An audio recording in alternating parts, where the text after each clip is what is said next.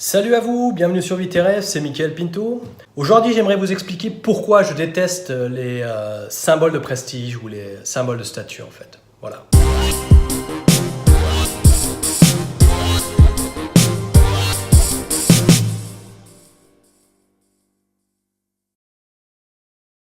Partons d'un premier exemple, celui des voitures, par exemple. Alors, je sais qu'en France, c'est pas trop un symbole, en fait, pour la plupart des gens, parce qu'ils en ont rien à foutre des voitures. Enfin, du moins, c'est le côté francophone que je connais. Peut-être que ça a changé avec le temps, parce que je vous dis, bon, comme vous le savez, ça fait déjà quelques années que je suis plus en France. Bon, j'y suis de temps en temps, quand je rends visite à ma famille ou quand j'y suis sur le plan professionnel, mais c'est sûr que quand on compare les Allemands aux Français, l'allemand est beaucoup plus bagnole que le français, quoi. Et malgré tout cela, on ressent quand même que les gens en général, ceux qui ont une grosse bagnole, c'est justement un symbole de statut, un symbole de prestige. Ah, moi j'ai une Porsche. Ah, moi j'ai une grosse BM. Ah, moi j'ai une grosse Audi. Et pourquoi les gens font ça? Les gens, la plupart des gens, quand ils achètent une grosse bagnole ou alors quand ils achètent des vêtements, des accessoires par exemple, les chaussures, il faut les nouvelles chaussures de Kanye West, ou alors il vous faut la nouvelle paire de Jordan, alors que les pompes, on vous les vend 200 €. 200 € pour une paire de pompes, si c'est pas des baskets qui me font marcher tout seul et j'ai pas besoin de me bouger, je sais pas. Bon, je les dépense des fois ces sommes pour certains produits. Je dis pas que je suis contre la consommation de ce genre de choses, mais je pense qu'en fait, en général, quand on fait les choses, c'est souvent quand on achète ce genre de choses, que ce soit la bagnole, que ce soit les vêtements et les accessoires, que ce soit par exemple les portables. Regardez chez Samsung et Apple, et pour ne citer que deux marques, il y a énormément de choses qui sont en train de se faire depuis une dizaine d'années. C'est qu'en fait, vous venez à peine d'acheter le nouveau modèle qu'on vous annonce déjà la sortie du prochain modèle. Alors qu'en général, comment on acquérit un portable à l'heure actuelle? Soit vous l'achetez cash, ou alors vous allez prendre un forfait qui, justement pour un prix X, donc que vous payez en plus, pour avoir le nouvel iPhone en fait, si vous voulez, quoi. Donc vous avez le nouvel iPhone, comme je vous dis, ça vient juste de sortir, et puis vous avez un forfait de 2 ans, et vous savez très bien en signant ce contrat de 2 ans, que dans 1 an maximum, le nouveau portable sort. Et c'est ça le truc, on signe un contrat de 2 ans, payé pendant 2 ans pour un portable qui, dans 1 an, n'est plus le dernier modèle, mais l'avant-dernier modèle. Pour les bagnoles, vous signez un contrat, un contrat de leasing, ou alors vous signez un contrat d'achat en fait, vous faites un crédit pour acheter une nouvelle bagnole, et vous vous rendez compte vite fait que en fait, vous faites un crédit sur 3 ans, sur 5 ans, et dans 3 à 5 ans, vous aurez déjà peut-être 2 nouveaux modèles de votre bagnole en fait, qui seront sur le marché. Donc vous avez une bagnole qui, vis-à-vis des autres, du moins c'est votre opinion, et vous partez du principe que les autres vous diront « Ah putain, mais t'as une vieille bagnole !» Alors que la plupart des gens s'en foutent, quoi. Posez la question à votre entourage. Est-ce que c'est important pour toi ce que je porte? Est-ce que c'est important pour toi ce que j'ai comme bagnole? Est-ce que c'est important pour toi ce que j'ai comme portable? Bien évidemment, on entend souvent par rapport à une certaine catégorie de gens « Ah ouais, t'as l'iPhone 5 ? Ah ouais. Ah, t'as une vieille BM?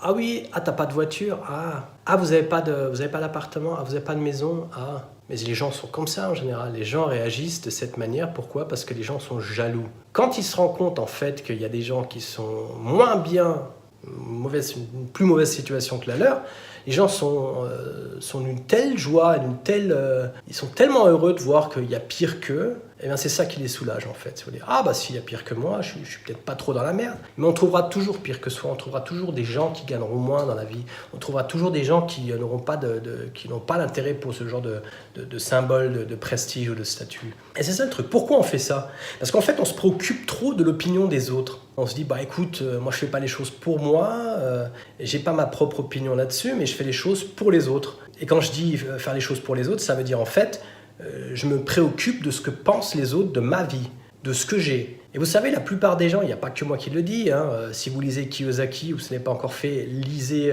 les bouquins qu'a sorti Robert Kiyosaki, Père riche, Père pauvre. Il dit bien aussi lui-même, et c'est ma manière de penser aussi, j'ai toujours pensé de cette manière-là, la plupart des gens qui ressemblent à des riches ne sont en fait pas des riches, mais des faux riches. C'est des gens qui aimeraient bien être riches. Ce sont des gens qui aimeraient bien montrer ce qu'ils ont. C'est pas des gens qui aimeraient bien, c'est des gens qui montrent ce qu'ils ont. Mais en fait, si vous regardez vraiment bien ce qu'il y a derrière, il y a très peu. Alors une bagnole, hein, c'est ce qu'on entend surtout sur YouTube, pour la plupart des YouTubeurs qui en fait vont louer une bagnole quelque part, ils font semblant d'avoir une grosse bagnole par exemple. Ou alors font semblant d'avoir un bel appartement, une belle villa au bord de l'eau, quoi. Pourquoi? Parce qu'en fait ils prennent le truc à la journée, une paire de milliers d'euros, et puis à la fin ils vous ont fait croire que leur business ça fonctionne bien et que s'ils arrivent à se payer tout ce qu'ils ont, on peut se dire bah, écoute ouais si ça fonctionne, il avait quand même une belle baraque, une belle bagnole. Mais tout est faisable à l'heure actuelle. Surtout quand on pense qu'il y a à l'heure actuelle, on peut tout louer, quoi. Donc en fait, on essaie de nous entourlouper, on essaie surtout de faire les choses pour impressionner les autres. Hein, ça veut dire quoi? Ça veut dire qu'en fait, à la fin, si vous voulez, vous faites les choses pour les autres plutôt que pour vous. Mais c'est ça, les gens, c'est le pourquoi. C'est la raison pour laquelle les gens agissent de cette manière-là. Ensuite, il y a, je pense, un jeu de consommation qui est dû au marketing. Si on regarde actuellement la manière dont on nous adresse le truc, on se rend compte en fait que la publicité, le marketing, en fait, la publicité de manière on l'a partout. Vous regardez la télé, vous avez de la pub. Vous prenez le bus, vous avez de la pub. Vous prenez le métro, vous avez de la pub. Vous regardez un magazine, vous avez de la pub. Vous regardez le journal, vous avez de la pub. Vous allez sur Facebook, vous avez de la pub. Vous allez sur Internet, vous avez de la pub. Vous êtes à l'arrêt de bus, vous avez de la pub. Vous promenez en ville, vous avez de la pub. Vous êtes dans un magasin, vous avez de la pub pour les produits qu'on vous vend directement. Donc en fait, pour arriver au but, on a de la pub partout. Et alors le truc dans l'histoire, c'est qu'en fait, on en vit tous de la pub. Moi aussi, je vis de la pub. Si je faisais pas de pub pour ce que je fais, j'aurais du mal à me vendre. Mais la pub, elle dit quoi en fait? La pub vous dit que le produit XY, ça vous rend cool, ça vous rend sexy, hein, comme le déo de Axe par exemple. On fait croire qu'en fait, en mettant ce déo-là, vous allez être sexy, que la jante féminine... C'est un beau mot, ça, la jante féminine, que les femmes ou les meufs qu'en fait, vont tomber pour vous parce que vous êtes un mec sexy. Et je pense que quand on réfléchit, en fait, on est sexy dans ce qu'on est, de la manière dont on se comporte, et pas parce qu'on porte un déo de telle marque, un déodorant, je parle, ou alors c'est parce qu'on porte un pull de telle marque, ou alors un jean de telle marque. Non, c'est pas ça qui vous rend sexy, c'est vous qui êtes sexy, qui ne l'êtes pas. C'est pas le produit que vous portez qui vous rend sexy, c'est la manière dont vous vous comportez, la manière dont vous parlez, la manière dont vous agissez qui vous rend peut-être sexy ou intéressant ou vraiment cultivé. C'est ça le truc. C'est pas parce que vous achetez qui vous rendra intéressant, c'est ce que vous êtes qui vous rend intéressant. Hein, ce genre de produit, on vous fait croire que ça te rend acceptable par rapport aux autres. Surtout quand on est môme, quoi. On a du mal, on n'a pas tellement de personnalité, donc on a du mal avec ce genre de choses. On se dit ouais putain, comment je peux aborder une fille, demander si elle veut sortir avec moi, comment je peux faire justement pour essayer d'aborder des gens, essayer de connaître des gens. Eh bien on vous fait croire que ce genre de produit va vous aider justement à résoudre ce genre de problème, alors que en général le problème c'est vous, c'est pas la solution. La solution est en vous en fait, c'est ça que je voulais vous dire, et pas le produit en lui-même qui est la solution, quoi, en fait. On vous fait croire aussi que ce genre de produit va vous protéger. On va peut-être aussi vous faire croire aussi que ce genre de produit va vous rendre heureux. Alors que c'est pas ça du tout, quoi. Ce genre de produit n'est pas là pour vous rendre heureux, ce genre de produit est là pour vous rendre dépendant. Donc en fait, ce genre de choses, ce sont des substituts de confiance en soi, en fait, si vous voulez. Ça remplace en fait votre force intérieure, parce que si vous avez de la force intérieure, vous êtes capable de dire j'ai pas besoin de ça. Mais bien souvent, on fait appel à ce genre de choses, on consomme au jour le jour, justement pour essayer d'atteindre un mode de vie qu'on peut pas se payer déjà, premièrement. Non. Bien souvent, les gens qui consomment à donf, qui sont vraiment à fond dedans, ce sont des gens qui peuvent pas se le permettre. Donc en fait, au lieu d'économiser, au lieu d'investir, donc d'épargner déjà premièrement, et puis ensuite d'investir avec leurs épargnes, hein, donc de faire de l'argent avec leur argent, comme on dit en général, hein, pour atteindre une certaine liberté financière, et bien en fait les gens dépensent. Donc ils créent des dépenses, et puis voilà, ils créent pas de recettes, comme on dit, quoi, sur le plan compta, quoi. Et donc en fait, comment refuser ce genre de mode de vie? Eh bien, je pense qu'au départ, on peut se demander clairement si j'ai vraiment besoin de ce genre de choses. Enfin, moi, en tout cas, c'est ma manière de voir les choses. C'est ma manière de me comporter par rapport à ça. Combien de fois je me chope ou je me surprends moi-même à essayer de vouloir consommer une certaine chose, quoi. Je me dis, ah putain, mais j'ai envie je l'achète. Pourquoi? Parce que je sais que je peux me le payer. J'ai la thune pour ça. Mais c'est pas parce que j'ai la thune que j'ai spécialement l'obligation d'acheter ce genre de choses. Donc je me pose la question à moi-même, est-ce que j'ai vraiment besoin de ce genre de choses? Et si je réponds par oui, je me pose la question, est-ce que tu en as vraiment besoin maintenant? Est-ce que tu en as besoin vraiment maintenant, sur le moment précis? Ou est-ce que ça ne peut pas attendre un peu plus? Et si vous posez ces deux questions, est-ce que j'ai vraiment besoin de ça? Et si oui, est-ce que j'en ai besoin maintenant? Est-ce que c'est primordial, urgent? est-ce que je peux peut-être prioriser ce genre de nécessité? Et si on réfléchit bien souvent, quand on regarde les analyses, voilà, les études de marché, la plupart des gens consomment en fait au début de mois. Pourquoi? Parce que les salaires arrivent et les gens ont touché leur thune, donc en fin de mois et puis jusqu'au début du mois prochain, les gens n'ont plus de thune. Début du mois prochain, donc la première et la deuxième semaine. C'est-à-dire qu'ils ont encore 2 semaines à survivre avec le peu de thune qui leur reste. Et la plupart du temps, quand les gens ont de la thune, qu'est-ce qu'ils font? Ils vont chez le coiffeur, ils vont acheter des chariots complets de bouffe, ce qui est ok parce que c'est primordial pour survivre. Mais au lieu de se dire, voilà, est-ce que je peux pas aller acheter chez Aldi, ils vont aller chez Leclerc, ils vont aller chez Auchan, ils vont acheter des produits de marque, alors que bien souvent des produits un peu moins chers pour leur permettre de faire des économies, mais les gens ne le font pas. Pourquoi? Parce que les gens se disent, ouais, moi j'ai acheté du Benko, moi j'ai acheté du Banania, je veux dire, enfin Benko c'est Banania pour ceux qui ne comprendraient pas quoi. Moi j'ai acheté du Coca au lieu d'acheter du Coca-Cola au lieu d'acheter la marque, la sous-marque. J'ai acheté du Nutella au lieu d'acheter la sous-marque qu'on trouve chez Aldi. Alors qu'à la fin, est-ce qu'on va mourir si on prend du Coca ou du Cola comme on dit Non, on va pas mourir. Est-ce qu'on va mourir si on porte pas les nouvelles Jordan? Ou alors les répliques, enfin c'est pas des répliques, c'est comment ça s'appelle? C'est des modèles rétro qui ressortent, des modèles qui étaient à l'époque vraiment très à la mode quand j'étais môme, quoi, comme les chaussures de Charles Barkley. Je les ai vues sur un catalogue il y a quelques jours là.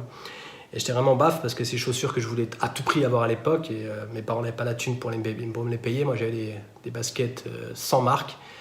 Et puis voilà, il y a des gens à l'école qui les avaient, et puis voilà, on était dégoûtés, quoi, parce qu'on les avait pas.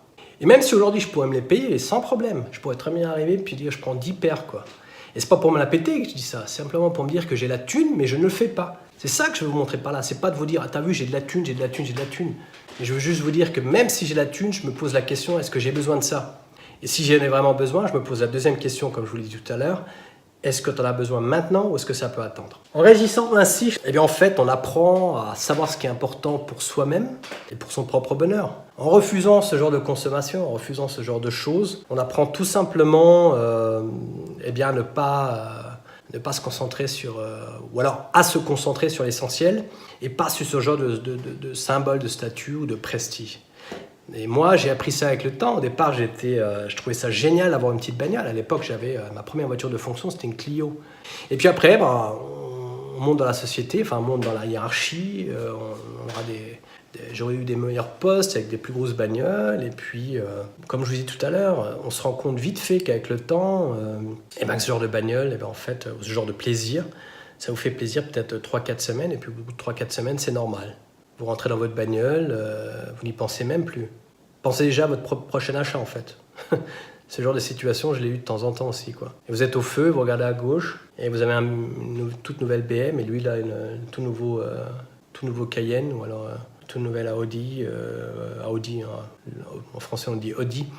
Le R8 ou le R8 de Audi, et vous dites, oh, putain, j'aimerais avoir cette bagnole-là. Alors que vous avez déjà une putain de bagnole dans laquelle vous êtes assis, vous êtes au volant, et vous allez mettre à droite, en fait, qui lui, vient une 207 ou une 308, on s'en fout de la marque. Et je veux vous dire par là que vous avez la petite bagnole à droite, la voiture moyenne dans la file du milieu, et à gauche, vous avez la voiture de luxe. Et celui de droite envie de celui du milieu envie de celui de droite. Et en fait, celui de droite se dit, putain, mais merde, j'arrive pas à payer mes charges ce mois-ci. Putain, si j'avais la même bagnole que celui de droite. Vous voyez le délire, quoi? Et j'ai rencontré ce genre de gens, j'ai rencontré ce genre de situation moi-même, et j'ai appris avec le temps, justement, à haïr ce genre de statut, de symbole de statut, en fait, de prestige. Ça ne mène à rien, voilà. Ça ne mène à rien. Croyez-moi, mes chers amis. Et c'est souvent par rapport à ce genre de choses que que je suis tombé sur le bout du nez, quoi. Et puis que je me suis fait mal, je tombais à genoux des fois en faisant des conneries, en faisant des achats inutiles. Et puis, quand il faut lutter pour atteindre la fin du mois, on se pose la question, est-ce que j'ai vraiment besoin d'une nouvelle télé, quoi? Parce que celle-ci faisait 55 cm et celle d'avant, elle faisait 50. J'ai gagné 5 cm, mais j'ai plus une thune et je bouffe des patates jusqu'à la fin du mois. Est-ce que c'est vraiment ce qu'on veut, quoi? C'est la question qu'il faut se poser dans ce genre de choses. En investissant soi-même dans des formations, dans du développement personnel, en travaillant sur soi plutôt que en investissant en soi. Et là, quand je vous dis, vous faites des dépenses pour des séminaires, pour des bouquins, pour du coaching, pour du conseil, ce que je donne aussi, bien évidemment, c'est le genre de produit que j'offre à ma clientèle. Eh bien, écoutez, les gens ne dépensent pas de l'argent pour eux-mêmes, ils investissent en eux-mêmes. C'est de l'investissement en soi et commencez à investir en vous-même avant d'investir dans des choses qui ne vous apportent rien. Comme je disais tout à l'heure, c'est pas de l'investissement quand vous achetez la nouvelle paire de pompes ou la nouvelle bagnole, c'est des dépenses. Une dépense qui vous rend dépendant. Dans dépense, vous avez le mot dépendance. Vous voyez ce que je veux dire? Dépense, dépendance. Ce sont deux mots différents, mais il y a ce genre de choses qui vous rappellent à chaque fois quand vous faites des dépenses, surtout à court, moyen ou long terme, et que vous avez des crédits, vous vous liez, vous êtes dépendant d'une banque, vous êtes dépendant d'un institut financier. Et dites-vous bien que quand vous investissez, quand vous faites ce genre de dépenses, si vous faites un crédit, ça ne vous appartient pas. Ça appartient à la banque. Ça appartient à la banque. La bagnole appartient à la banque. La plupart des gens se rendent compte, en fait, si vous voulez, que la consommation pousse souvent les gens à réfléchir là-dessus. Surtout qu'on a une hyper-consommation à l'heure actuelle. On consomme beaucoup plus que ce qu'on a besoin et c'est pas nouveau, mais ça devient de plus en plus et ça devient de pire en pire. En fait, si vous voulez, il y a énormément de gens qui se posent des questions par rapport à certains services, justement pour faire de la prestation de service, donc de la location, ou alors du car sharing par exemple, ou alors de louer des vêtements, de louer des sacs à main, des accessoires, ou alors de se concentrer sur du second hand. Second hand, ce sont des produits qui ne sont pas neufs, ce sont des produits d'occasion qui seront vendus un peu moins cher que les prix neufs. Et ça, moi je l'ai vu dans par exemple des montres Rolex, des montres Breitling et tout ça, on peut atteindre des fois des produits de luxe à un prix beaucoup plus négligeable que le prix du neuf. Et en fait, si le produit est encore en bon état, qu'est-ce qu'on en a à foutre? Et ça coûte beaucoup moins cher. Voilà.